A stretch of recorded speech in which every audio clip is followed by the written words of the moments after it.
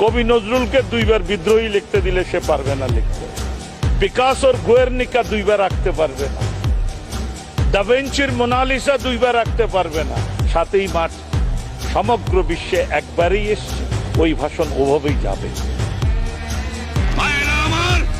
আমার উপর বিশ্বাস আছে। আমি প্রধানমন্ত্রী চাই না, আমরা দেশের মানুষের অধিকার চাই। আমরা যখন মরতে শিখেছি তখন কেউ আমাদের দবাতে পারবে না। মনে রাখবা, রক্ত যখন দিয়েছি রক্ত আরো দেবো, এদেশের মানুষকে মুক্ত করে ছাড়বো ইনশাআল্লাহ।